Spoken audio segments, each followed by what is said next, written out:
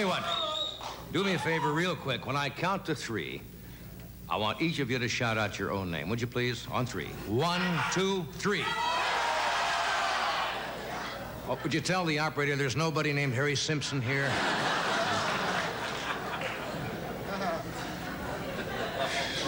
People will do anything you request of them, won't you? Let us sign. Suppose I'd have said set each other on fire. What would you have done? How are you tonight? I'm Johnny Carson. I'm here to beguile you with humor, tickle your risibilities, and titillate your imagination. This offer, of course, is void where prohibited by law. I have a public announcement. If anyone has any information as to the whereabouts of Idi Amin, would you please contact Marlon Perkins immediately so he can go out and throw a net over him? What is going on? Have you been following that story? 2 weeks ago, Idi Amin, the president, commander-in-chief, chief totem pole of Uganda, he's got all those titles, played a little trick on Britain. He said he was going to show up at the Commonwealth meetings. He disappeared, nobody. Then he said he never left Uganda. Now, all this week, the rumors are that people have seen him. Somebody said the last time they saw him, he was behind the wheel of a Volkswagen, which I thought was hysterical. Can you see him in a Volkswagen?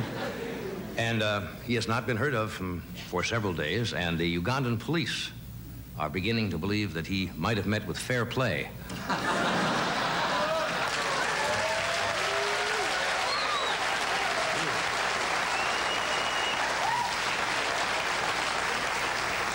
A lot of rumors going around. One rumor was that he drowned because he insisted on taking a bath wearing his medals. Another theory is that he was captured and turned loose in the North Woods by a member of the Sierra Club who mistook him for Bigfoot. Well, let's just hope if all goes well that they don't find him. That's weird. You know what today is? Today is the first day of summer officially. June 21st. Yes, you can always tell when it's summer in California. That's when people go around holding hands, you know, in spite of Anita Bryant. Everybody walks around.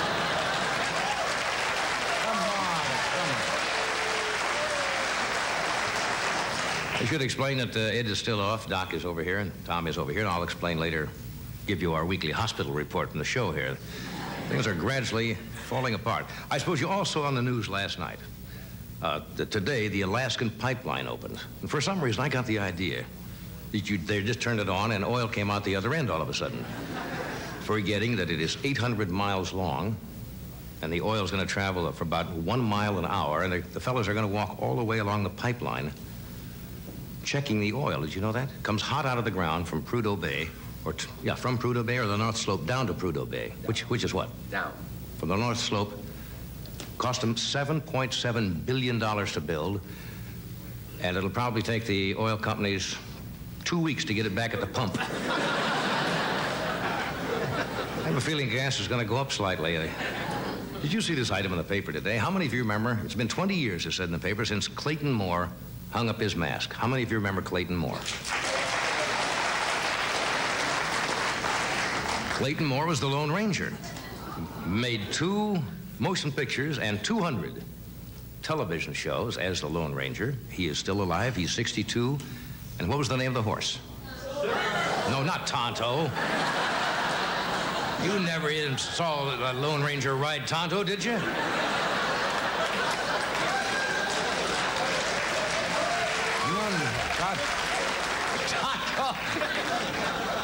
Tonto. Well, who knows? He gets lonely on the desert. No.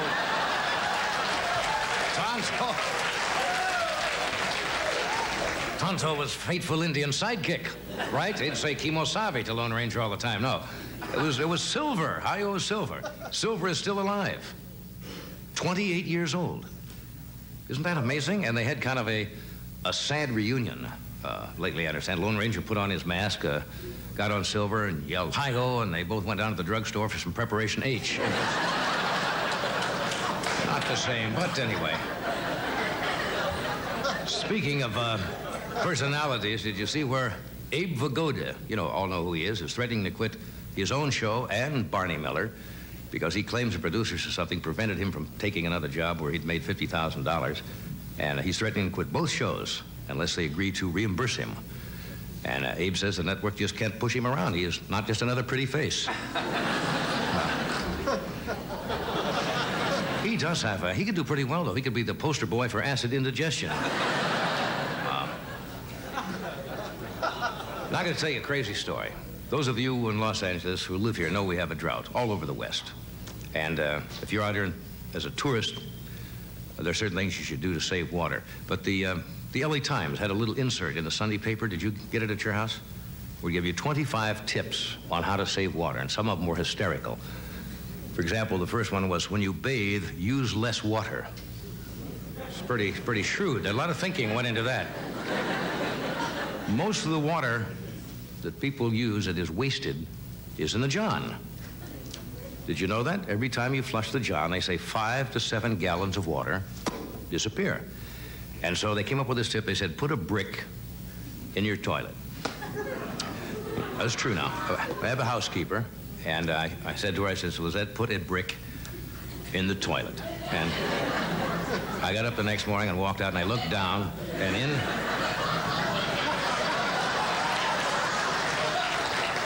in the bowl of the toilet is a brick. Now, I didn't have the heart to tell her it's supposed to go in the tank. And I was going to take the brick out of the bowl, and I left it there, because I wanted to just wait till guests come over. Use that, John, and they got to go home saying, wow, that Carson is really macho.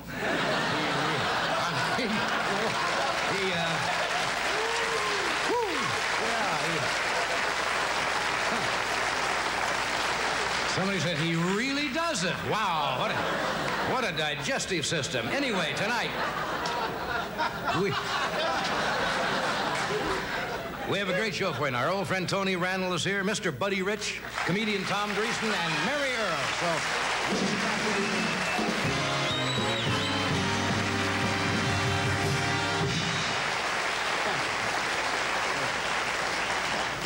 You know, this looks a little bit like Tommy. Tonight, we'd like to welcome a new sponsor, Big Boy Restaurants of America. Big Boy, America's biggest family of full-service restaurants. Now, meet the family.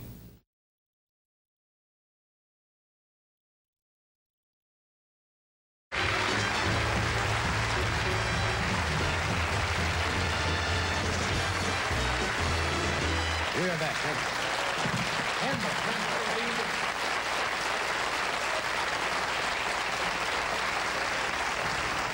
Are you going to the motocross racing, cross country? No, yeah, well, this is the wet look. That is, isn't I it? wanted to wear something that wouldn't suffer from the drought, you know.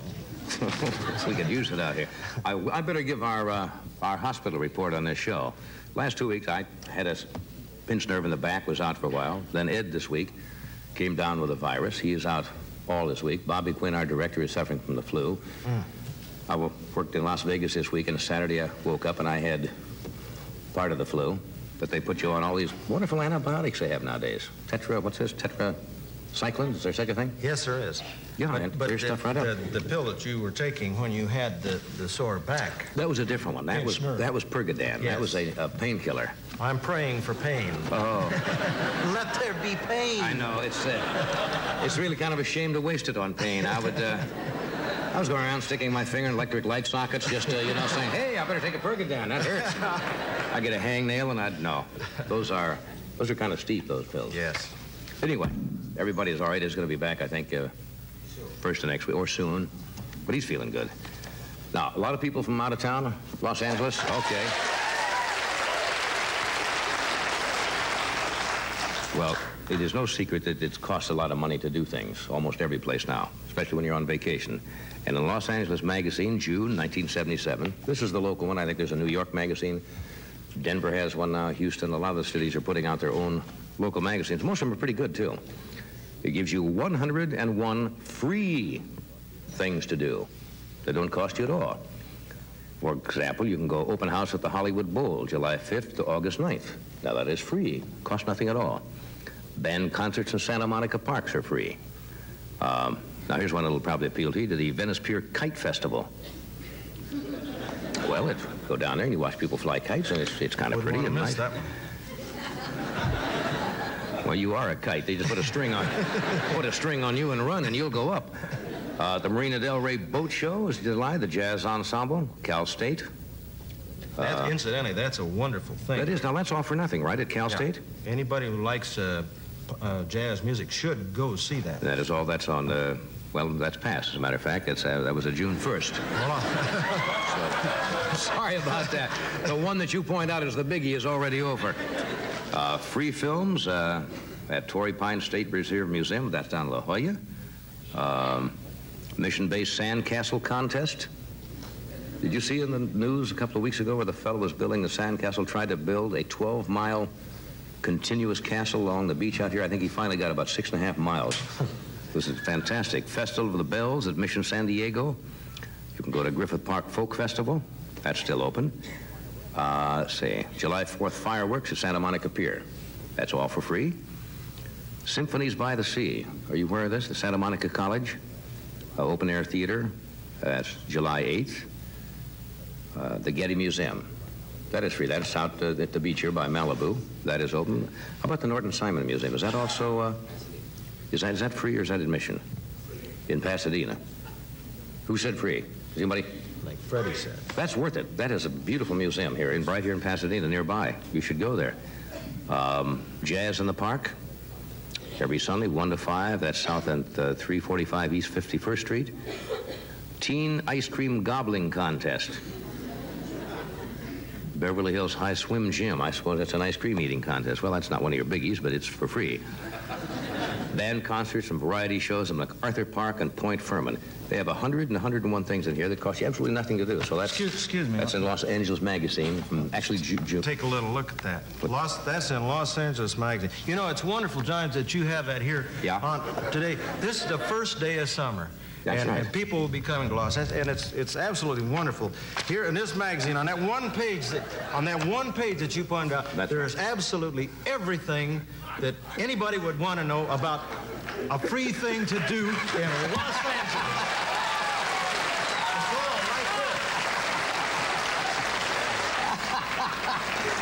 Look at it this way. Ed can't play the trumpet either.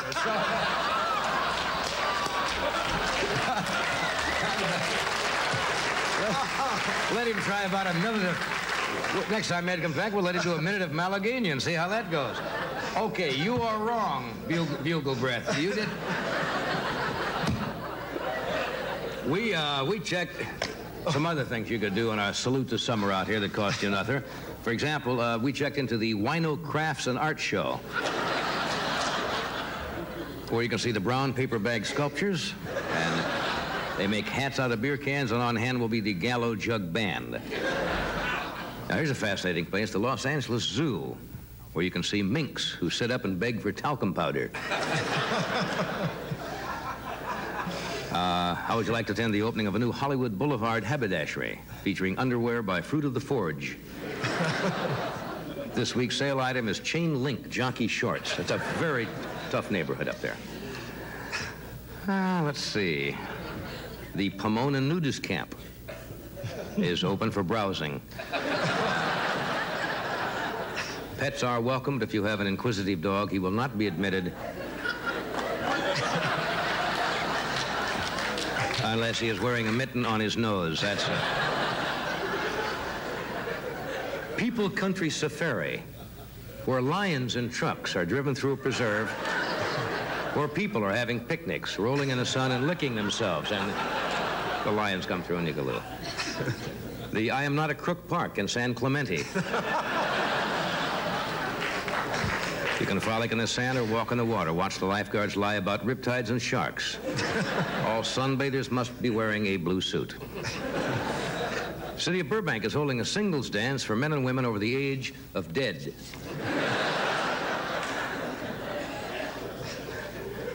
The San Bernardino Gay Zoo. Well, it's what they have down here. I don't know. I had another line, but I wasn't going to do it. Oh, Porpoise Land, where you can enjoy the fun of seeing trained porpoises trap tuna fishermen in their nets. And on August 5th, this is really worth attending. The town of Pacific Palisades stages its annual Nude Hang Gliding Festival. Residents of Pacific Palisades are respectfully requested to cooperate by removing their TV antennas from their roofs. So that's on August the 5th. Those are a couple of things you have to Okay. We'll be back with Tony Randall, Buddy Rich, comedian Tom Dreesen, and a charming lady, 88 years age, Mary Earle, who's been with us, professional actress and still working. And now for Big Boy, America's biggest family of full-service restaurants. Here are Edgar Bergen and Charlie McCarthy.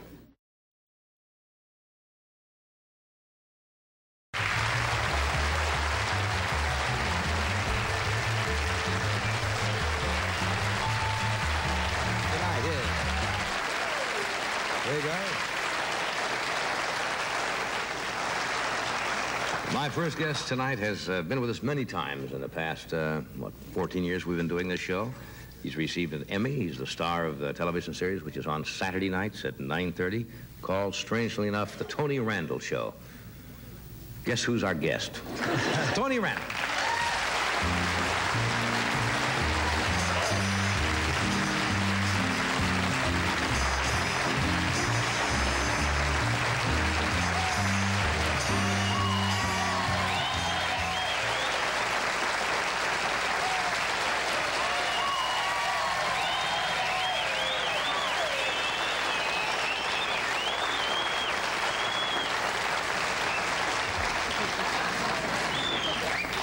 People in the who have worked at legitimate theater know how to milk an audience, don't they, for that additional...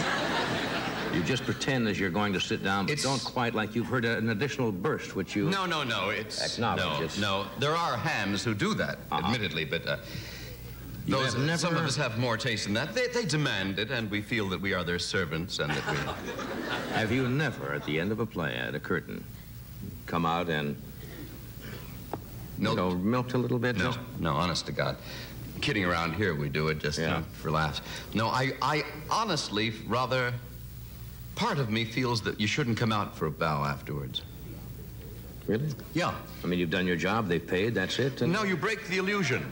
You break the illusion. You're just coming out as yourself for applause. It's egotistical. Yeah.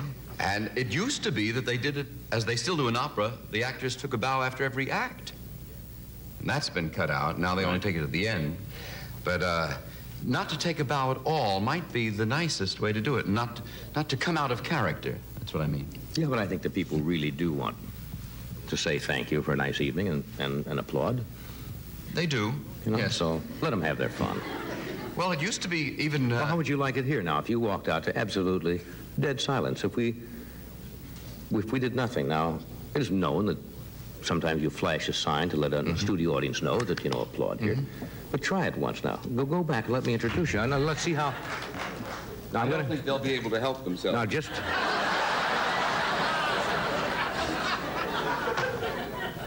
All right, ladies and gentlemen, my first guest, you all know, the love star. One of the really big stars. Television, motion pictures, and the stage, Mr. Tony Randall.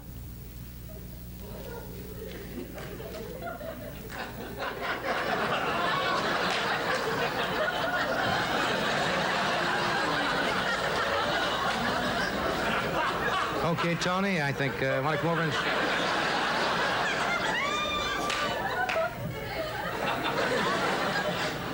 Well, there was no music.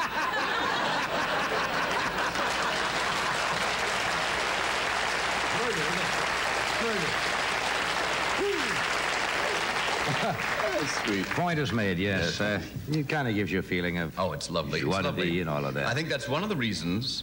it says in that song by Irving Berlin, the butcher and the baker talk about, get paid for what they do, but no applause. That's one of the reasons we go into this business. I think so. We want applause. Well, people it's rather like pathetic, though, that you need it that much, but it's a drug that you do need. It's love. We had Brooke Hayward on the show. Have you read her book called Haywire? And talking about her mother, the late Margaret Sullivan, who was one of the finest actresses, who had that feeling also. She says, entertainers, in a way, have to be kind of strange to stand in front of an audience of usually complete strangers and expose themselves, either personally or whatever, and act out a play and still want it. And she had that ambivalent feeling about it. She wanted it, and then at the same time kind of made her angry that she needed it.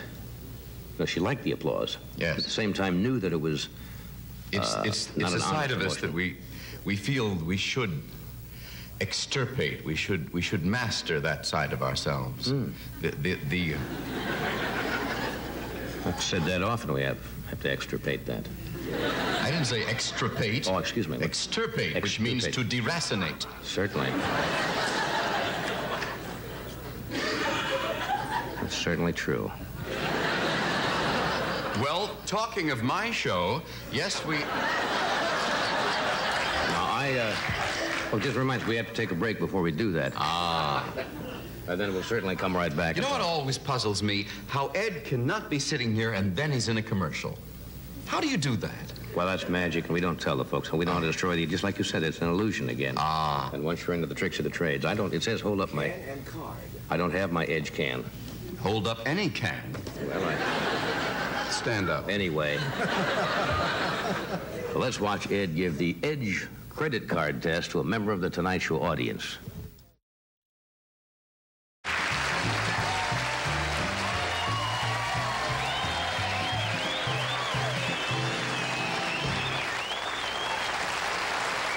are talking with Mr. Tony Randall. We have Tom Dreesen, Buddy Rich, and Mary Earl with us. Now, you mentioned your show. No, I'm going to do a quote from the paper.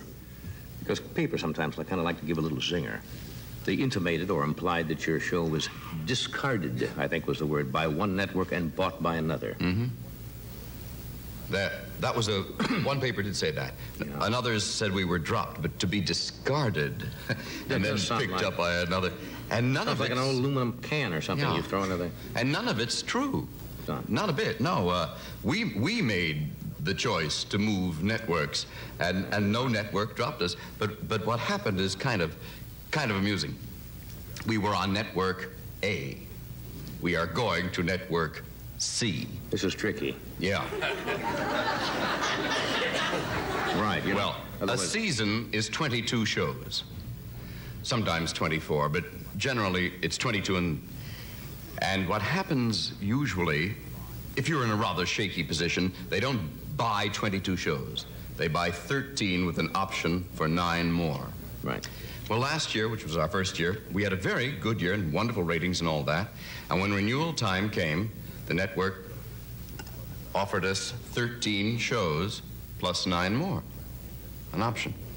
So our boss, Grant Tinker, said, well, we think we should be picked up for the whole 22 because we had a good year and we had good ratings. Right. They said, let us think it over. And they came back the next day and said, all right, 22 shows with an option to drop you after the first 13.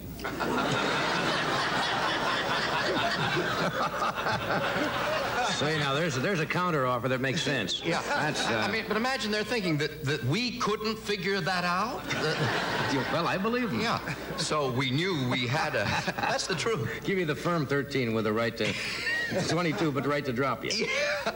And they called a meeting on that and talked of it overnight. And all that would require a meeting. So we went to the other network, which offered us the straight 22 and probably 24. Good. Well, so it's a better offer for us. And they're putting us on Saturday nights at 9:30, right before Carol Burnett, and that's really the best spot of the week. Perfect. Yeah. Good time. Really wonderful. Yeah. Somebody told me you, I don't know what the reason was for, that you stopped drinking. Not that you were a heavy drinker or anything. No, but I've stopped entirely. And I feel a lot better. A doctor told me to stop. But I've never been a heavy drinker.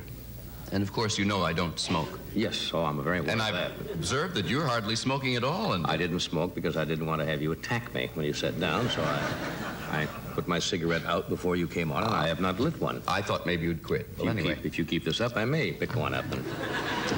No. But I've always been a light, what they'd call a moderate drinker, but I did. What does that mean? 1 or 2 drinks a day. That's all. That's right. But I did. You will live longer by tables if you have 1 or 2 drinks a day? I believe it, and it always agreed with me. But I did have 1 or 2 drinks every single day of my life. I don't remember a day since I was... A cocktail or 2 before dinner? Yeah, and maybe at lunch, and maybe some wine with both lunch and dinner. But, little something over the Wheaties in the morning just to kind of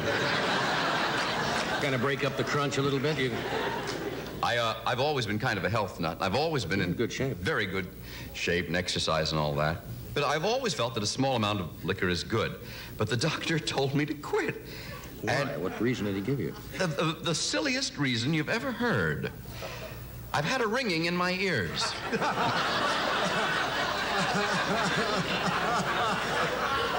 I'm sorry. Now, this is really funny. How long has this been going on? I mean, 6 months. Answer the phone. But,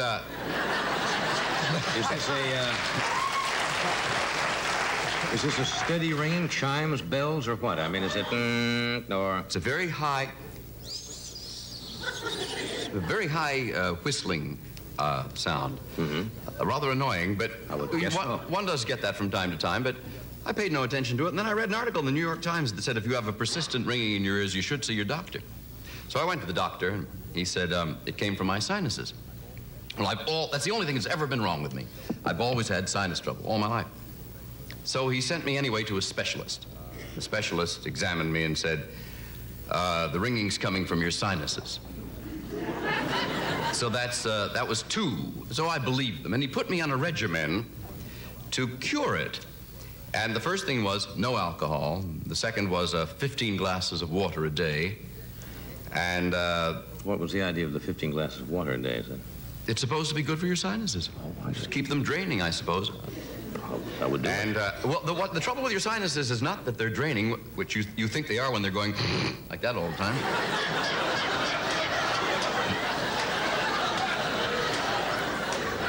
But that they're dry.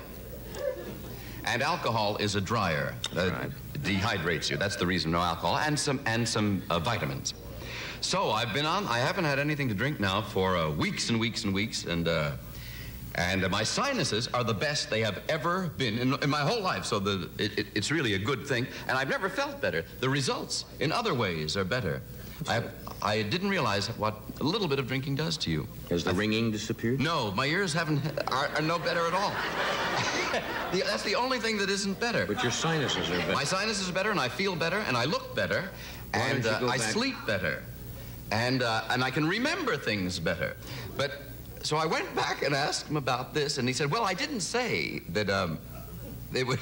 He said there are 2 things that can happen with this regimen. One is that that the ringing will go away, and the other is that it won't go away. He's kind of covered all bases there, hasn't he?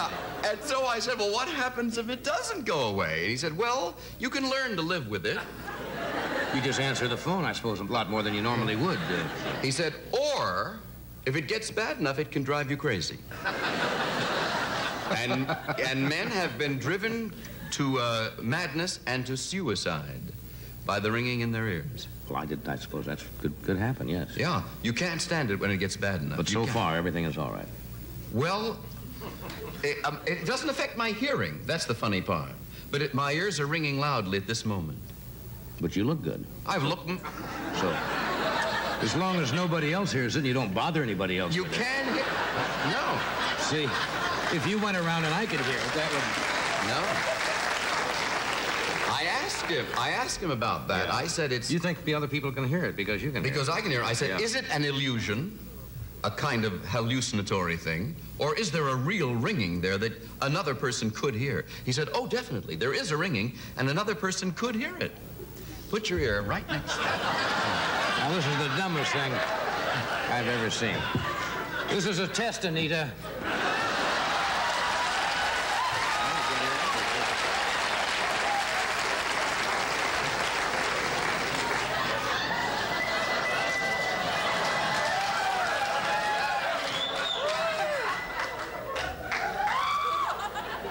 I hear waves. Like a seashell. Yeah. It's the same similar. You're getting There is noise in your ears all the time.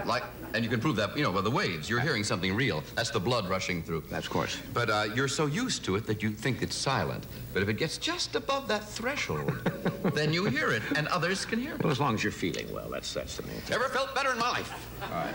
Do you have any trivia for us tonight? Yes, you usually I do. have something that nobody really cares about, but it's... I have 2 classes of trivia for you tonight. All right. Which one would you like to do? The first great dramatist the world ever knew. Great Greek tragedian, Aeschylus, the father of drama. Oh. Do you know how he died? Ringing in the ear? Wax in the ear? No. What, oh. This is ridiculous, but it's so. A seagull See, drops... this is important because you may be in a quiz show sometime, and this will come up. All right. Excuse me, I'm sorry. I got to go all the way back because it was a rhythm. Oh, I'm sick. No, he died. A seagull dropped a turtle on his head.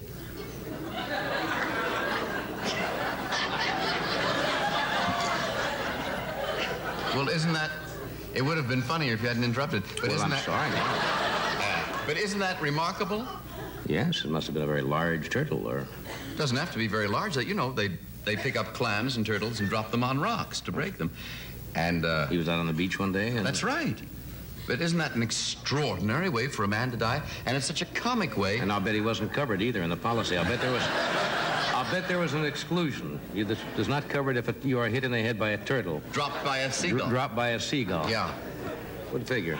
That's Well, interesting. That is interesting. But it's so ironic because he was the father of tragedy, and to die in such a in such a comedic way. comic way, yeah.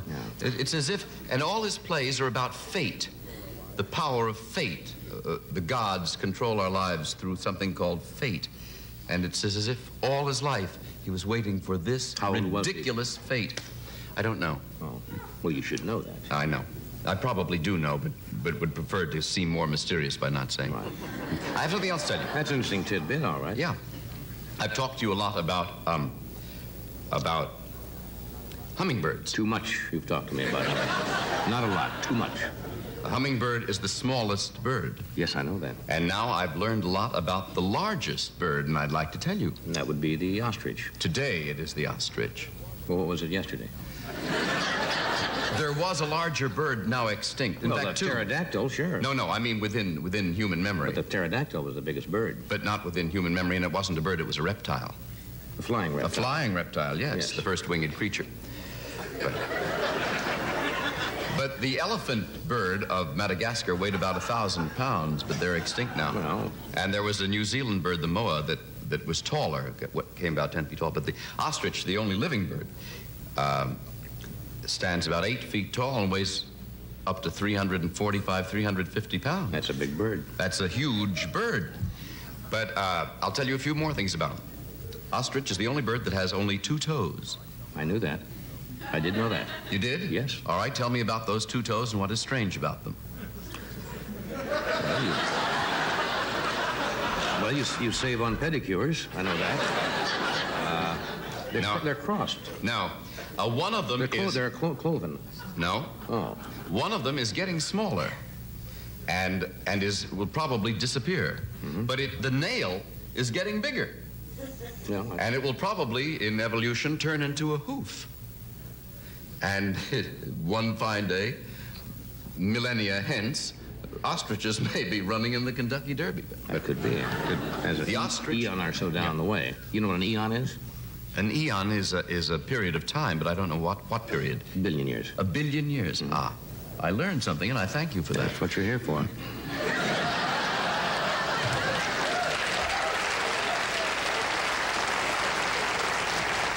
You told me about the guy who got the turtle turtle wax job. I told you about... Yeah, but I want to tell you about... Please don't. Oh, excuse me. The ostrich egg, because that's what got me interested. Biggest egg in the world. Yeah, it's the size of 3 dozen hen's eggs. Weighs about 3 pounds. It'd make an omelet that big. Dinosaurs laid eggs. Did you know this? Yes, They're all reptiles lay eggs. However, the reason I got interested is that the ostrich egg is represented in many Renaissance paintings of concern with the birth of Christ. And I recently read a book called The Painter's Choice by Millard Mice, and he explains he theorizes, but satisfactorily, to me at least, on why the ostrich egg is in so many Christian paintings. The egg itself is frequently a symbol of fertility and a symbol of life. Right. But the ostrich egg of these paintings is a symbol of miraculous birth. And the reason for that is that because of the many myths that have grown up about ostriches. Like hiding their head in the sand? That's a myth. Ostriches do not hide their head in the sand. And another myth that has always persisted, and it's in Shakespeare, is that ostriches eat iron. That myth has more or less died, but that was a myth, that ostriches eat iron. And the third myth that was believed was that the ostrich hatches his eggs by staring at them. See, those are two myths I'd never even heard of. The only one I'd heard of was about the head in the sand. I'd never heard of the iron. Well, that's why I'm here, to tell you. Oh, I see. Staring at it. And the ostrich hatching his egg by staring at it became a symbol of miraculous birth. So that carried on and became a... And it became a recognized symbol in Christian art. You certainly always show up with information that... Yeah, and it's things that people sometimes laugh at, but that they find interesting and thank me for later. But I know I will. Yeah. I know I will. Are you going to give me that for thanks? Oh, no. I will send you over there and buy you a little... Don't do that to Bob. It's a little bank. I thought maybe it made some noise. No. It does. Now let's hear from America's biggest family of full-service restaurants.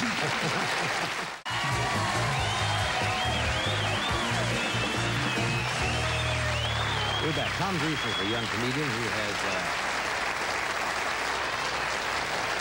been with us rather frequently in his fairly young career. In July, he's going to be working in Detroit, Cleveland, and Harrah's at Lake Tahoe with Sammy Davis Jr. And June 29th through the 1st of July, he'll be appearing in his own hometown, Harvey, Illinois, which I didn't know that was his hometown, at the Harvey Holiday Inn. Would you welcome Tom Dreesen? Tom?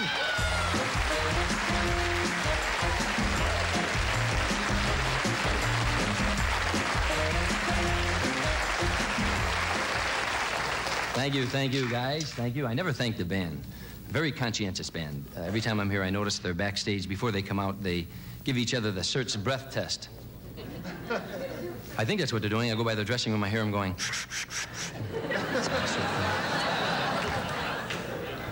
I just got back from appearing in Reno, Nevada. I think they're going a little bit too far there now with the gambling. It's getting kind of ridiculous.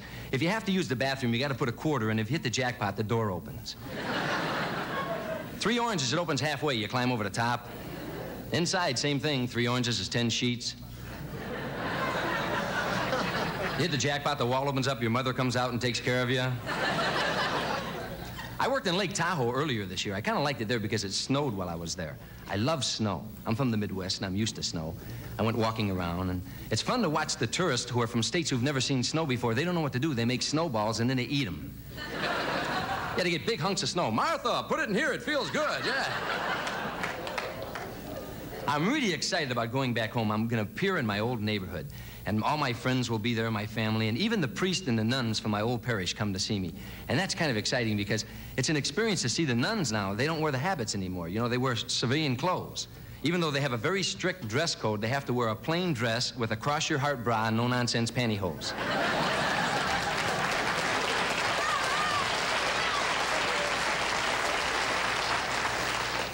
Do you ever wonder what nuns do on their day off? Skydiving, maybe? I don't know. It was conceivable today, because the nuns are wearing civilian clothes, that if they were out, that a guy might possibly, you know, hit on them, just not knowing it's a nun, saying, would you care to dance? And she probably wouldn't want to hurt his feelings. She'd say something like, I'm spoken for. Oh, you've got a man. You might say that, yes. I don't see him. Is he coming back? We like to think so.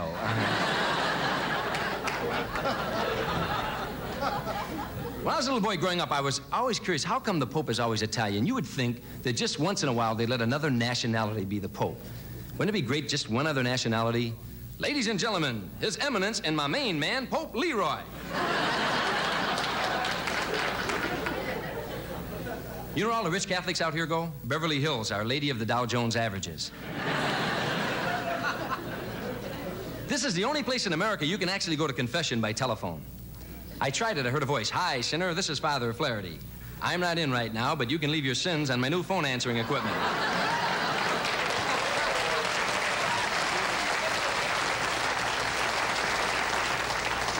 And if they're bad, I'll get right back to you. If they're juicy, I'll play them for the neighbors.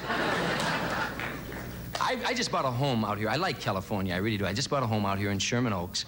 I'm a little bit concerned, though, because I checked the school system and I found out that all the teachers there are heterosexual, and I have a son who's gay.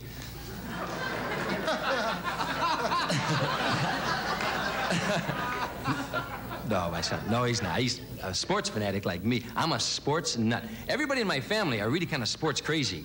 I had an uncle who actually did miss a Chicago Cub baseball game for 27 years. He went to every single Cub game, yes.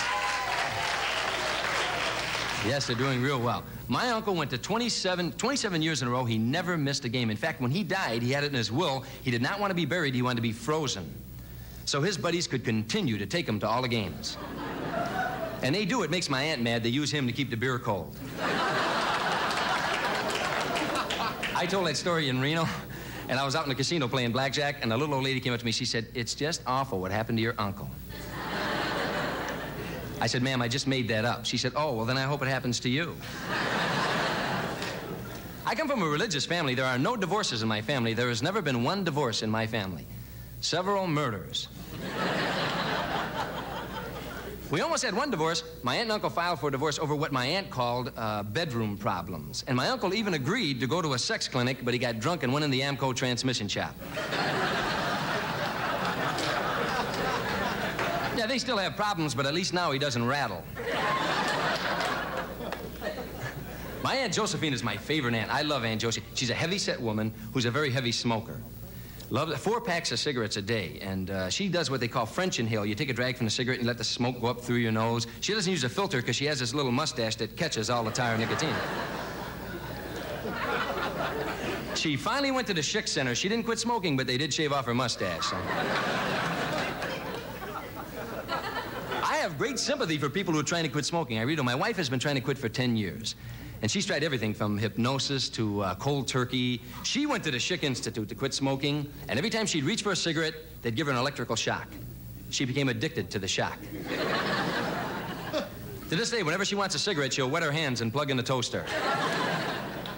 You know what's a good program? A real good program, One Step at a Time. Are you aware of that program? Whenever you want a cigarette, you hook a filter on the end of your cigarette, and you take a drag, and it's hard to pull the smoke through that filter. Each week, they give you a different filter, and each week it's harder to pull the smoke through. At the end of 4 weeks, you may not quit smoking, but you will be able to suck the tennis racket from your opponent's hand.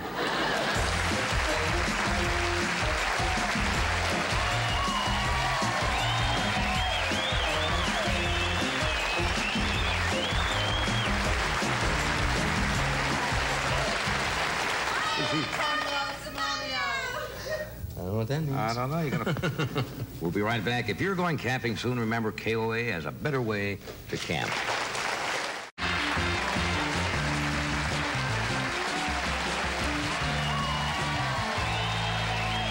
We're back. We're talking to Tom Greason, Tony Randall. Buddy Rich will join us in just a moment. So you're going to have a day in your own hometown? Yeah. Harvey, Illinois, Harvey, is that Illinois, it? yeah. Where exactly is Harvey, Illinois? It's a suburb on the south side of Chicago. Yeah. It's really... It's always fun to go back. Yeah, it is. Thank you. That's exciting, to go back and appear in front of your friends. And Does that make you nervous? It always makes me terribly nervous if I have friends or people I know in the audience. I'm very aware of them. Yeah, I am why. too. I am too. I'll tell you. You know that they want you to do so good. They're pulling for you. Yeah. Yeah, they're actually pulling for you. I think that's exciting. To me, that's a little bit nerve-wracking to go back home. They're going to have a big float for me in the 4th of July parade, and that's going to be nice. But I got to tell you something funny. I went to, as you know, to Vegas. The first time this year, Sammy Davis took me to Vegas. Right. So I went in a day early on purpose to see you, to watch you were appearing there. I wanted to see how you work the big stage, because you're a monologist, and I work sort of that way. And so I wanted to see how you do it, because I was nervous. It was my first time in Las Vegas. So I went in to see your show. But I had no idea you knew I was in the audience, and I still don't know how you knew that I was in the audience. Maitre d's usually come back and tell you if somebody comes in that is in the business, yeah. What happened was, at the end of your show, incidentally, I really went to school that night. I've never seen you in a nightclub before. That was really something. It was really something. But you were going to, at the end of the show, you said, there's a comedian in the audience, and Red Fox was sitting to the table behind me. So I instinctively looked at Red Fox. She said, there's a comedian in the audience, and I'd like to introduce him. He's been on my show many times. And Red started moving things away from the front. and you said, And he's been on my show many times, and he's bright, and he's funny. And Red Steadler get up and he said, and he's very clean cut, and Red slid back down. Family entertainment, and Red sat down. That was the end of that, right? Yeah, I do remember. That was a couple of years ago. Yes. Just take a couple minutes break, and we'll come right back.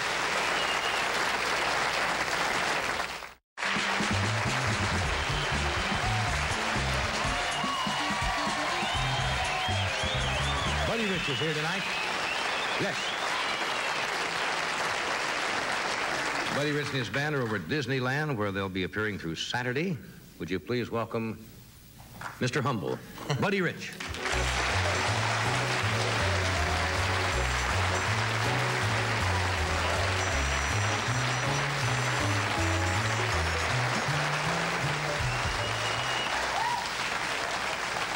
Disneyland? Yes. You don't have to go out and put on the costumes between sets and mix, do you? I mean, and Not this week. go, hello, kids, or Not anything like this that? Are you just going to sit there and do this to me, huh? How are you, John? I'm fine, buddy. That's good, John. Somebody told me about 3 or 4 weeks ago, I read and tried to find out where you were, that you had a little mild illness or something. No, I heard about that, but it actually didn't happen. Are you serious now? Yeah, really. There was a rumor going There was a around that you rumor around that I suffered was sick. Something like that. and you weren't at all? No, no. As a matter of fact, when it happened, we were working in Vancouver at the time.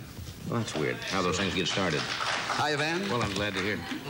Hiya, Van. Hiya, Well, Van. anyway, I'm glad it's not true. Thank you. No, it's not true. I'm feeling marvelous, working hard and doing... How'd it go in well, Japan? You were headed just for great. Japan the last time you were here. We just returned. We got back Saturday. Well, I believe you returned. You're here. Well, this could be on tape. Yeah, that's right. Right. I just got back. He doesn't make it easy, you see. Okay, what do you want to know? Oh, it went well there. They loved you, did they? It really went well. In Japan. Went very well in Japan. Did they know you? They know you well in Japan from your records and albums? Oh, yes, I'm quite famous.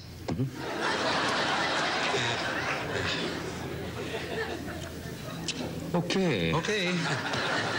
How are you, Tom? Everything's fine. That's Everything's good. fine, buddy. How's everything with you?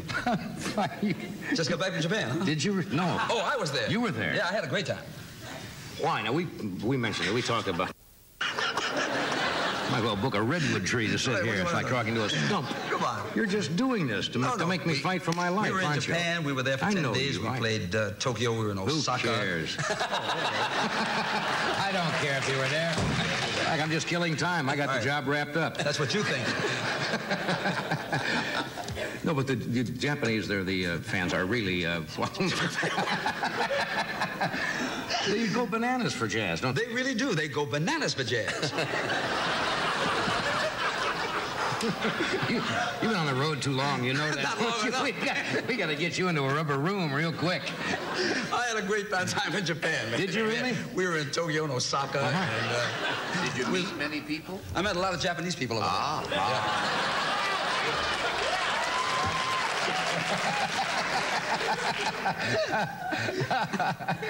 Did you? Oh, hey, you. Well, oh, what? You're into the martial arts jazz. well, Now, so you should- what? Did they know that you do that over Oh, there? they know all of that. You'd be surprised the people in Japan that know a lot about what's going on over there. I mean, did they know you? Did they know that? I wish you'd have stayed there, frankly. I don't need this aggravation. I didn't have to go through this I over there. know. What do you care? Well, But did they know that you are a black belt? no, they didn't know holder that. in And they didn't care either. In karate. They only want to know about the music. Just the music. Yeah, very exciting. We did very well in Japan. That's what I hear. They love Yeah, you there. oh, we were smashed. They're big fans of Where? Yorkshire. In Japan, Oh, Osaka. we were in Tokyo and Osaka. Went there twice, huh? Yeah, right. Well, repeats, very big. When are you going back? Tomorrow. Why do I put up with this? Leave me alone. Why do I put up with this? I don't know. Yeah. Listen, I have a ringing in my ear. You want to put your head over here? You had a ringing in your ear when you were born. That's when your folks dropped you on your On my ear. You had that from your folks in vaudeville when they dropped you on your head. That's right. From throwing you around. Oh, they did that, didn't they? Yeah. That happened in Japan, too. Osaka, Tokyo. We were all over the place. Did you go to any other cities besides Osaka and Tokyo? Yeah, we were in Kofu. Kofu. Right. No. We were in Kofu, and then we went to Nagoya City. Yeah? Yeah. We were big all over. That's good. Yeah. Nice reviews. Just stay in the Stay in the Orient? Yeah, we stayed all the time that we were in Japan. We were in the Orient. We didn't go out at all. I see.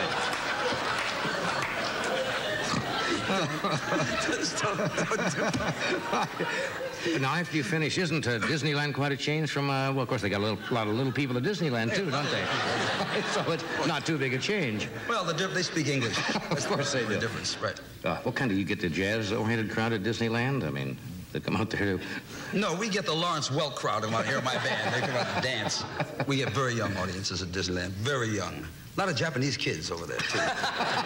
Work there at Disneyland. Father sent him letters, buddy, he'll be at Disneyland, and they come out to see us. Folks really learn a lot about you when you come on a show like this, you know. Well, you ask some very pertinent questions. like where you've been. Wide awake. Okay. Anyway, we have... Have you been to Tokyo at all? We have, no, but I was in Kofu. Where were you? Mm-hmm. Did they know you there? No, because they were shooting at the time. I mean, this is a long time ago.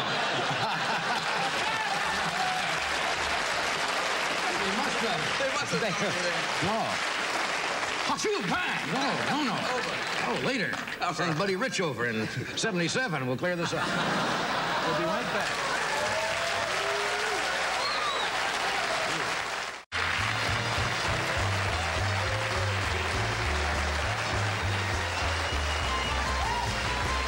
Buddy and his orchestra will be out in Ames, Iowa next Monday. I think it's next Monday and Tuesday. Yeah, next Monday and Tuesday at the Omaha University? Yeah. Hey, that's super. You'll enjoy it out there. I'm sure. They'll dig the band.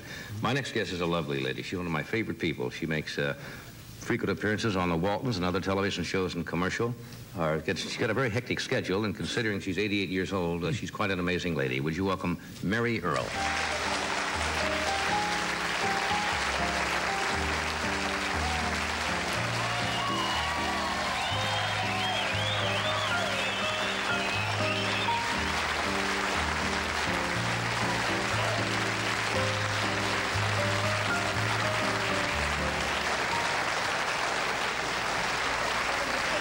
Isn't the program educational tonight, though? You learned so much about foreign lands and ostriches and everything. Everything. I'm going to watch out for the turtles. Yeah.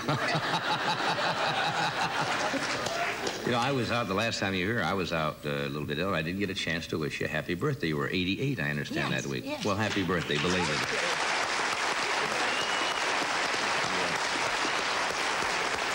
Somebody told me you had a busy couple of weeks working. What have you been doing so far? Well, last week I worked in the Waltons. It was a second show for this season. Uh-huh. And I've been busy. I made some commercials, and there's a commercial play coming up. I just got the script today, and I have one day on it. Oh, it's going to be very exciting. It's called Mad Bulls. Mad Bulls? Yeah, it's Filmways, and it's about wrestlers. And I mean, do you remember? Maybe you don't because you lived in New York, but there used to be a character that went to all the wrestling matches, and she used to sit right down in front, and she had a hat pin. Oh, I remember her because I remember Gorgeous George out here. I lived in the West Coast then. Oh, did you? And she would get up and... Yeah. So I'm going to be I think kind of like that. Well, now, when you do shows like the Waltons, what kind of a daily schedule do you have? Is that an early morning? Yes, usually. You know, I have to get up at 5:30, but then I'm slow. Yeah, other people can get up and comb through their hair and they're ready, but I have too many things I have to do before I go. And takes a little time to get the act together, huh? Oh, yeah, it does. And usually then we're through maybe before 5 or something like that. But I love to work with them. You know, it's no chore. I mean, when you like your work like I do. Yeah, that's... You know, you're kind of happy doing it. Yeah. You didn't really start your acting career until you were in your 70s, did you? 77, Well, actually, I always did acting, but that was all amateur stuff back in Columbus, Ohio. Columbus, Ohio. Well, hiya. Did you ever do any other jobs besides acting when you were younger? Well, yes, I worked in a dry goods store, and that's what they called them then, was dry goods stores. It was called Dunn Taft's, and it used to cater to the aristocracy of Columbus. And I was amused at Igor Cassini, who was here the other night, and he was talking about the 400 of New York. Well, we had a 400 there. I think every big city did. It was just considered the people who were wealthy, you know. Right. And he was talking about how everything had to be so proper, and I thought about, I worked in toilet goods and notions, but they taught me stationery.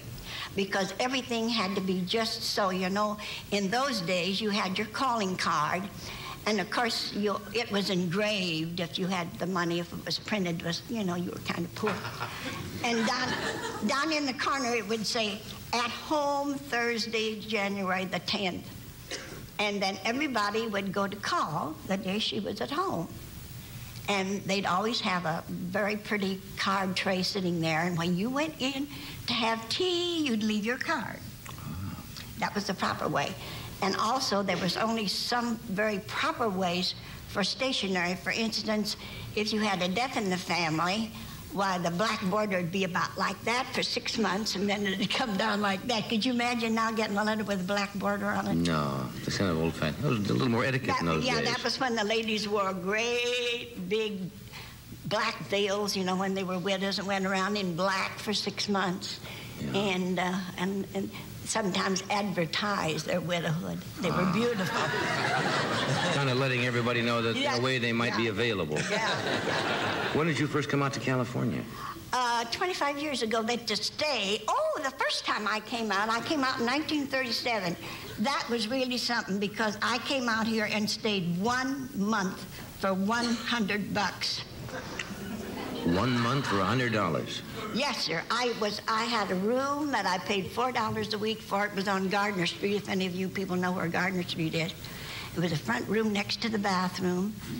And you could get a complete meal on Hollywood Boulevard for 35 cents.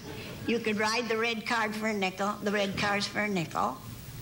And everybody walked. Right. I know I walked out to see the bowl. And I did. I actually stayed, and I think the second night I was out here, I went to a preview, and oh, I was so thrilled. It was called The Awful Truth, and it was at Pantages. And I have at home in my diary, I have all the names of the people I saw there. A good many of them are dead now, but yeah, that was that was my first trip out here. Then my second trip out here was when I came out with my daughter at the end of World War II. And I stayed 6 months then. And that was when we ran frantically from one radio show to the other. You remember how they were over there on Sunset Boulevard, Columbia and NBC. Right. And then over here was ABC, you know. And you'd run, because you had about 3 or 4 minutes between shows. And you'd run frantically, you know, from one place to the other to get to see the different shows. Yeah. And I kept track of till I got to 100, and then I quit. Yeah. Those are kind of quieter days in a way. Nowadays, everything is. What about things like the modern things today? I mean, you got now the gadgets saving things. Do you think it was easier then, a little less stress? Yes, but you know, it's really funny how the kids kind of like those things. I have a couple of youngsters well, they're not youngsters, but anyway, they call me Granny, and I'm very fond of them. And so they just rented a house. And she calls me up and she says, "Granny, it's the cutest bathtub you ever saw. He just sits on 4 little legs." Bathtub sits on 4 little legs? Well, that's the way they did when we first got them. That's right. She'd never seen anything like that before. No, she hadn't. And she said, and it's got a real cute shower on it. It's got a circle, and it's got a curtain all around it. The ring around the old? Yeah. That's the antique nowadays, right? Oh, they're so thrilled over it. And it's got an ironing board. She said, you just let down the little thing, and there's an ironing board. We'll be right back.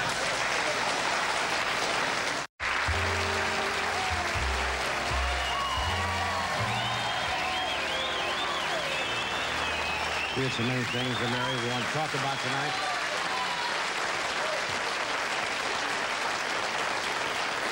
I want to talk about professional football tonight, and politics, and women's lib, and a lot of things like that. Can we save it for next time? Would you come back with us in a couple of weeks? Who, me? Yes, you. Oh! Sure. Okay, you're booked. If you're not busy doing the Waltons or commercials or some of those other shows. Yeah. Thank you, darling, for being here. Well, thank you. Buddy and his orchestra will be at Disneyland through this Saturday. Yes, Tom is going to be in concert Harvey, all over. Illinois. And Harvey, and Tony is going to be doing... On June 29th, I'll be at the A&S store in Woodbridge, New Jersey. I hope they have something in your size. Thank you. See you tomorrow. I'm humbled by that applause.